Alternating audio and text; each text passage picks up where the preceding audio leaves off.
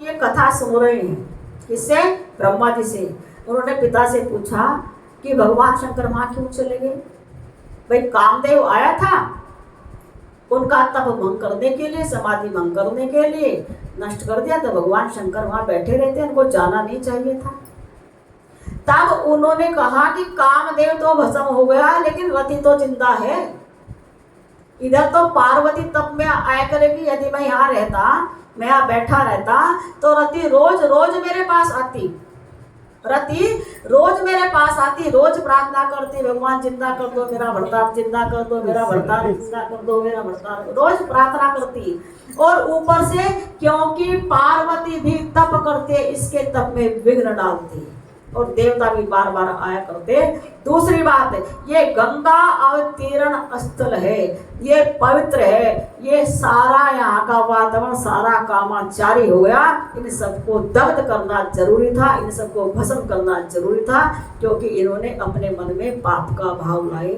हम यहाँ समाधि में बैठे और कामदेव आया, पवन देव को साथ लाया, बसंत को साथ लाया, अप्सराएं को साथ लाया, तो सब कामाचारी हो गए। हुआ ताल तलैया का संगम, वेदों की मर्यादा गई, वे पशु पक्षी सभी कामांध हो गई और वेदों की मर्यादा गई।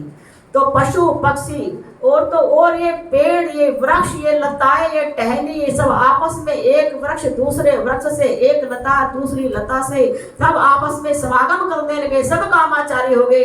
गंगा अवतीर्ण स्थल को साधना का स्थल नहीं, काम भोग का स्थल बन गई थी। इसलिए इन सबको दग्ध होना जरूरी है। इन सबको मेरी अग्नि ने सबको भस्म किया।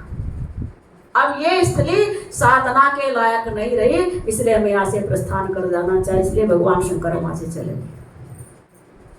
दूसरी बात, हमने हिमाचल से वचन लिया था कि हमारी साधना में कोई विक्षेप नहीं आना चाहिए। तो हिमाचल की जिम्मेदारी थी, जब सारे देव, मैं तो समाधि में बैठा था, जब सारे देवी देवता आए और अप्सराएं भी आई, नृत्य भी किया, तो इनके जो अनुचर इधर उधर फैले हुए थे उन्हें बताना चाहिए था और हिमाचल देवता को रोक सकते थे।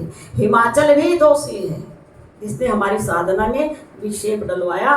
उनकी खता तो नहीं है, पर इनके अनुचरों ने नहीं बताया, तो साधना में खलल तो इन्हीं के क्षेत्र में पड़ा। तो अब हिमाचल को हम सेवा का अवसर नहीं देंगे, इसलिए वहां से प्रस्थान कर गए। तीसरी बात, मैं तो चला आया, लेकिन कामदेव के भस्म होने की बात पार्वती को पता चल गई। यदि मैं बैठा रहूंगा तो पार्वती सोचेगी बस क्रोध कर दिया, केवल कामदेव पे क्रोध कर सकते हैं। पार्वती को पहले ही पता होना चाहिए कि मेरे अंदर क्रोध है, इसके अंदर भय होना चाहिए, मेरा डर होना चाहिए। पिछली बार तो बड़ी हठधर्मी मांगी थी, इसलिए इसे पता होना चाहिए मेरा मिलना आसान नहीं है, मैं केवल दर्शन करने के लिए आया था। पार्वती ने सोचा बड़ी जल्दी मिल जाएंगे, ऐसे मनने वाला नहीं। इस बार घनघोर तपस्या करनी होगी।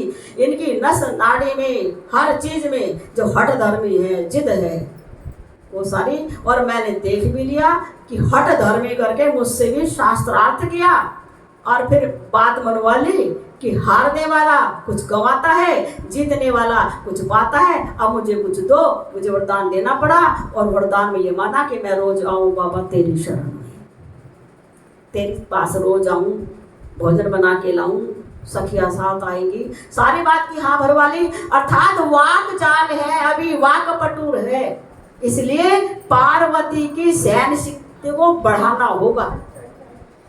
इसलिए भगवान वहां से चले गए। फिर कहा इसलिए भगवान चले, ब्रह्मा जी समझा रहे नारद को कि भगवान इसलिए भी चले गए कि यदि पार्वती के मन में किसी गृहस्थी का सुख बसाने के कारण ही शंकर की तमन्ना है, तो पार्वती अब क्योंकि कामदेव भस्म हो गया तो गृहस्थी का आनंद सारा छिन जाएगा, तो पार्वती का प्रेम हट जाएगा। यदि वास्तव में सच्चा प्रेम है तो कामदेव के भस्म होने के बाद भी पार्वती मुझसे ही प्रेम करेगी, मुझको ही चाहेगी और तपस्या करेगी। अगर आसक्तिवश, कामनावश, सुख के वशीभूत होकर के चाहा है तो पता कामदेव तो भस्म होगा, शारीरिक सुख मिलेगा नहीं तो मुझसे विवाह नहीं करेगी, तो उनके भी प्रेम की परीक्षा हो जाए, इसलिए भगवान वहां से चले। ऊपर से गंगा ये कहेगी मैं सबको पावन बनाती हूँ, और यहाँ इस भूमि पर कामाचार हुआ तो गंगा का अपमान होगा। ये गंगा कहीं इस पृथ्वी को छोड़ के दोबारा आकाश में चली जाए, दोबारा न सत्यलोक में चली जाए। अरे मैं जहाँ हूँ उस तट पर तो साधनाएं होती हैं, पूजाएं होती हैं, तपस्याएं होती हैं, प्रार्थनाएं होती हैं, और वहाँ कामाचार हो जाए तो गंगा माता का बहुत भारी अपमान हुआ है कि यहाँ सब ने सब काम में ही पूरित हो गए थे। तो अब इसके सम्मान के लिए मुझे यहाँ से जाना ही ठीक है। तो भगवान कुछ कारणों से वहाँ से चले गए, और फिर ये था कि यदि मैं चला जाऊंगा तो दुर्गा के मन यहाँ आने लगेगा, वो भी घर चले जाएंगी। रति मुझे तो मना के चलेगी, वरदान दे दिया, लेकिन पार्वती अगर यहाँ बैठेगी, पार्वती को देख करके रोज पार्वती के पास आया करेंगे।